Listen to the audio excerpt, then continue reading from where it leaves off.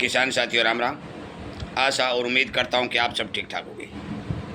साथियों आज हम चर्चा करते हैं लहसुन के भाव के ऊपर, क्योंकि लहसुन के भाव में 10-20 रुपए की जो मंदी देखी गई है, काफ़ी किसानों के फ़ोन आ रहे हैं कि अब लहसुन में क्या होगा।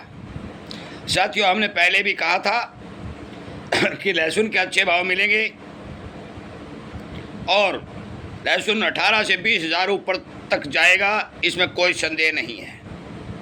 गया, भाव भी मिले, किसानों को फ़ायदा भी हुआ।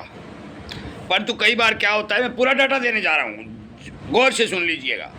इसीलिए तो कहता हूँ सच्चाई सुननी है तो हमारे चैनल से जुड़िए, सब्सक्राइब करिए और फिर शेयर करके किसानों को जगाने का काम करिए। साथियों हुआ क्या, थोड़ा सा माल चीन से आना शुरू हो गया। ये नहीं हुआ कि बहुत भारी माल आ रहा है, पर माल आया। माल आते ही कुछ हमारे मित्रों को फंडिंग हुई, उन्होंने प्रचार किया कि माल आ गया, माल आ गया, मंदी आएगी, मंदी आएगी। घबराहट बनाई गई और किसान का माल लूटने की योजना में कामयाबी हासिल कर ली गई। 10, 20, 30 रुपए लहसुन के भाव को दबा दिया गया। साथियों मैं सबसे पहले आपको आंकड़े दे देता हूँ। हमारे भारत में इस साल लगभग 31 लाख टन लहसुन की पैदावार होने के अनुमान है। वो 28 हो सकती है, 32 नहीं है। मैं तो मानता हूँ 25, परंतु हमारे पास बाजार के जो जानकार हैं वो 28-30 की आमदनी मान रहे हैं। 20 लाख टन के लगभग लहसुन की खपत प्रतिवर्ष हमारे भारत की है, जिसको कोई नकार नहीं सकता। और कम से कम 10-12 देशों को हमारे देश से लहसुन निर्यात किया जाता है, ये भी कोई नकार नहीं किया जा सकता। किसी को 1 लाख टन, किसी को 50,000 टन, किसी को 2 लाख टन। पिछले साल अमेरिका को 2.5-3 लाख टन लहसुन गया था।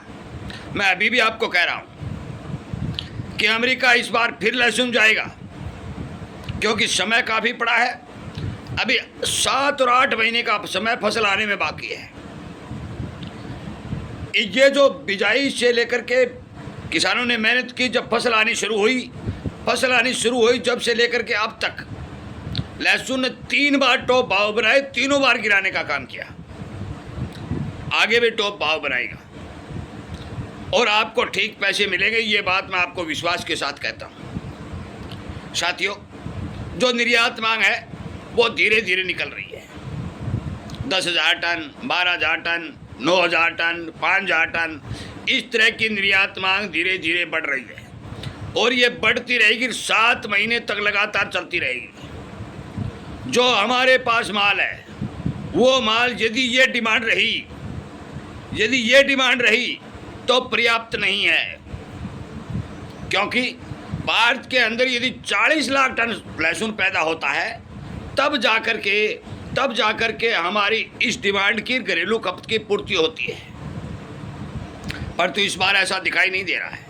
हम आपको कभी ये सलाह नहीं देते कि आप जल्दबाजी में घबराहट के तौर पर अपना माल बाजार में काट करके अपना नुकसान उठाएं।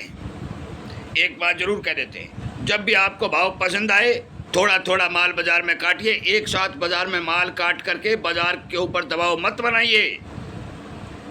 साथियों लहसुन के फंडामेंटल मैं अभी भी कह रहा हूँ, पहले भी मैंने आपको कहा था, समय के हिसाब से आप उसका फ़ायदा उठाएं और मजबूती के साथ जो चल रहे हैं वो चलते रहेंगे। डिमांड के आगे सप्लाई भी कमज़ोर है और उत्पादन भी कमज़ोर है। मर्जी आपकी है बेचना या रखना है।